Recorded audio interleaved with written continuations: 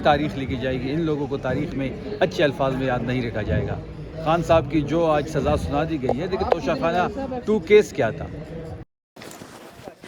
یہی کیس تھا نا کہ وہ ویلیو وہ ٹھیک نہیں لگائی گئی، جو باقیوں نے گاڑیاں لے کے گئے ہیں توشہ خانہ سے، جو باقیوں نے ہم نے تو 15% سے بڑھا کے 50% کر دیا، جو بھی توشہ خانہ سے کچھ لینا چاہے، جو کہ اس کا ثوابدید تھا، 15% سے بڑھا کے ہم نے 50% کر دیا تھا، اور خان صاحب نے 50% اس کی پیمنٹ کی ہوئی ہے، اور باقیوں نے جو 15% پہ لے کے گئے ہیں، جو 5% پہ قالین لے کے گئے ہیں، نیکلس لے کے گئے ہیں، BMW گاڑی مریم صاحبہ لے کے گئی ہیں، شہباز شریف صاحب لے کے گئے ہیں، تو ان پہ بھی یہ فیصلہ امپلیمنٹ ہونا چاہیے۔ ہم شروع سے کہہ رہے ہیں کہ اس ملک میں 2 قوانین نہیں چل سکتے، ایک ریاست 2 دستور نامنظور۔ مریم کہہ رہی ہیں کہ بیٹا میری جان کارکردگی دکھائیں، اور پھر جو باتیں کی گئیں وہ آپ نے سنی ہوں گی، اس پہ کیا کہیں گے؟ کارکردگی دکھاتے ہیں نا، اس طرح کرتے ہیں کہ جی ہم اپنی کارکردگی سہیل افریدی صاحب کی رکھتے ہیں، یہ اپنی کارکردگی رکھ دیں۔ انٹرنیشنل ٹرانسپیرنسی کی رپورٹ ذرا پڑھ لیں مریم صاحبہ، ایک تو خان صاحب کہہ دیتے یہ پڑھے لکھے نہیں ہیں، اور دوسرا یہ پڑھنے کی کوشش بھی نہیں کرتے۔ انٹرنیشنل ٹرانسپیرنسی کی جو رپورٹ ہے، جس میں یہ واضح لکھا گیا ہے کہ پاکستان کا سب سے کرپٹ ترین ادارہ پنجاب پولیس ہے، سب سے زیادہ کرپشن سندھ میں ہو رہی ہے 46%، پنجاب میں 39% ہو رہی ہے، اس کے بعد بلوچستان اور پھر خیبر پختونخوا۔ آپ پر کیپیٹا دیکھ لیں ہمارا ہیلتھ کا، کہ ہم 6443 روپے پر پرسن پہ لگا رہے ہیں، اور پنجاب سب سے کم ہے۔ تو یہ ساری چیزیں آپ دیکھ لیں، جو گورننس کی صورتحال ہے، جو IMF کی 5300 ارب روپے کی کرپشن کی داستان ہے، تو یہ گورنرز کی وجہ سے گورنر راج کی بات کرتے ہیں، تو پھر گورنر راج تو پہلے سندھ اور پنجاب میں لگنا چاہیے، کیونکہ KMC نے 3 بسیں 9.5 کروڑ روپے پھر مرمت کروائے ہیں۔ کرپشن میں سیاسی جماعت کون سی سیاسی جماعت فرسٹ نمبر پہ ہے؟ جس طرح کہ پولیس کی آپ نے بات کی، اس کے انٹرنیشنل ٹرانسپیرنسی رپورٹس کے مطابق سندھ کا نمبر 1 ہے، اس کے بعد پنجاب کا نمبر ہے۔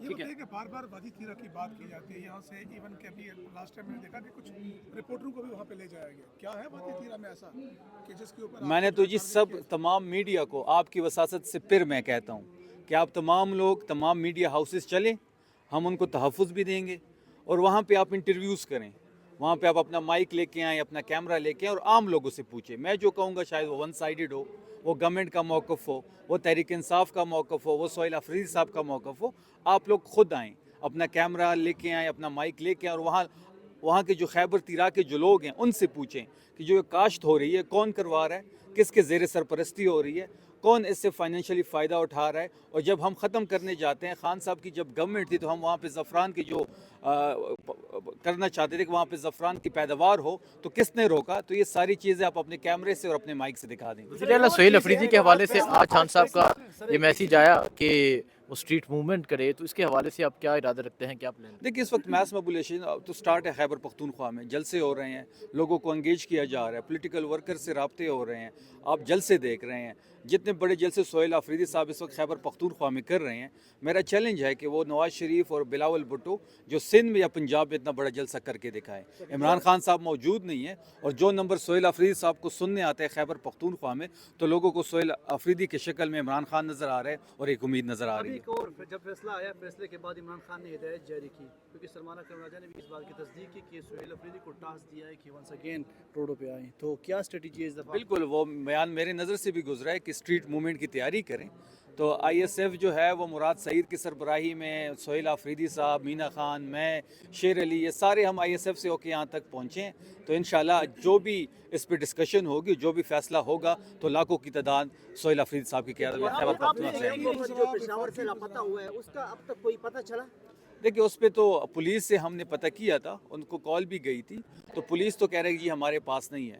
سہیل افریدی صاحب نے کور کمانڈر صاحب سے بھی کہا ہوا ہے کہ ان لوگوں کا پتہ لگایا جائے، فی الحال ان کا کوئی پتہ نہیں۔ FIR درج ہوا ہے کسی کے خلاف، قانونی کارروائی شروع ہے؟ اس کا مجھے نہیں پتہ، FIR تو PTM ہی کرے گی۔ آپ نے جلسوں کی بات کی کہ پشاور میں بڑے بڑے جلسے ہوئے، تو پھر یہ نوٹیفیکیشن شوکاز نوٹس کیوں جاری کیا؟ دیکھیں پاکستان تحریک انصاف واحد جماعت ہے جس کے پاس لوگ لائنوں میں لگے ہوئے ہیں، اگر کسی کی پرفارمنس اچھی نہیں ہے تو اس کو ریپلیس کیا جائے گا، اور یہ پارٹی کا اندرونی معاملہ ہے، اور یہ پاکستان تحریک انصاف کی کامیابی ہے کہ ہماری اندرونی پولیٹکس پہ ٹکرز بن رہے ہیں، نیوز چل رہے ہیں، اور باقی پارٹیز جو ہیں وہ اس پہ بات کر رہے ہیں۔ جہاں چاروں انجمن نے آج نوٹ میں لکھا کہ عمران خان اولڈ ہو چکے ہیں، اس وجہ سے 10 سال سزا دی جا رہی ہے، اس پہ آپ کیا کہیں گے؟ وہ آج بھی پاکستان نوجوانوں کی امید ہے، نوجوانوں کا لیڈر ہے، عمران خان نوجوانوں کا ہی سپر سٹار ہے، उसका एज इज, कहते हैं मर्द और घोड़ा जो होते हैं वो कभी बूढ़ा नहीं होता। सर ये बताइएगा, आखिरी सवाल है कि अमूमन जब भी बात करते हैं वज़रा, वफाकी वज़रा ये कहते हैं कि जनाब वहाँ पर कस्टम नॉन कस्टम पेड गाड़ियाँ जनाब चल रही हैं, कोई नॉन कस्टम पेड गाड़ी नहीं जो नॉन कस्टम, अच्छा ये बड़ा अच्छा क्वेश्चन है। कोई नॉन कस्टम पेड गाड़ी बगैर नंबर प्लेट के, हमारे जो एफआरस हैं, साबका एफआर जो न्यूली मर्ज डिस्ट्रिक्ट्स हैं, उसमें कोई भी गाड़ी बगैर नंबर प्लेट की नहीं है। जो एनसीपी गाड़ियां हैं उनको भी डीसी ऑफिस से एक नंबर अलॉट होता है, वही नंबर उस गाड़ी पे लगा होता है और उस नंबर के पीछे उसके ऑनर का पूरा डाटा होता है। ये जो एक बयानिया बनाया जा रहा है कि जी एनसीपी गाड़ियाँ घूम रही है, ये एनसीपी गाड़ियाँ होंगी लेकिन उन पे डीसी ऑफिस से एक नंबर अलॉट होता है, वो लगा होता है। कहते हैं कि दहशतगर्दी के खिलाफ सपोर्ट नहीं करते, जो बैरियर बनाया जाता है, फोर्सेस के जवान शहीद हो रहे हैं और यहाँ पर तालिबान से मुज़ाकरात की बातें की जाती है। दहशतगर्दी के ख़िलाफ़ पाकिस्तान तहरीक इंसाफ है। हर दहशतगर्दी की एक्टिविटी जो पाकिस्तान में हो रही है हम उसकी मजम्मत भी करते हैं और उसके ख़िलाफ़ भी है, लेकिन दहशतगर्दी की आड़ में मिलिट्री ऑपरेशन की हम सपोर्ट नहीं करेंगे।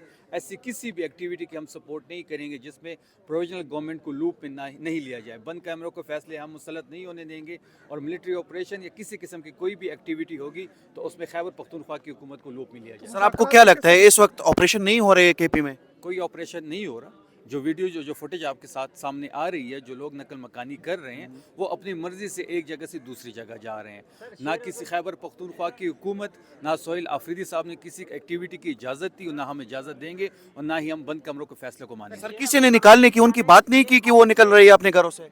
हर बंदी की अपनी मर्जी है, शिफ्टिंग कर रहे हैं, एक घर से दूसरे घर जा रहा है। सर वज़ीर आला खैबर पख्तूनख्वा के बारे में शेर अफजल मरवत ने परसों ये कहा कि उनके अपने एरिया में जो है वो ऑपरेशन की इजाज़त उन्होंने दे दी है। वो मैंने बात कर दी है। मरवत साहब ऐसी बातें अपनी रेलेवेंसी शो करने के लिए कर लेते हैं। सोहेल आफरीदी साहब ने ना इजाज़त दी है, ना कैबिनेट से कोई चीज़ पास हुई है और ना ही खैबर पख्तूनख्वा की हुकूमत किसी भी किस्म के ऑपरेशन की इजाज़त दी ये पीटीआई के वोट पर जीतने वाला मरवत जो है अमूमन पीटीआई को अपोजिशन क्यों बनाया हुआ उसने? तो आप मरवत से पूछ लें। आपको क्या इखलाकी तकाजा तो ये था कि मरवत साहब अगर पाकिस्तान तहरीक इंसाफ को छोड़ के चला गया है तो अपनी सीट से इस्तीफ़ा दे देता और दोबारा इलेक्ट होके आ जाता। Thank you so much.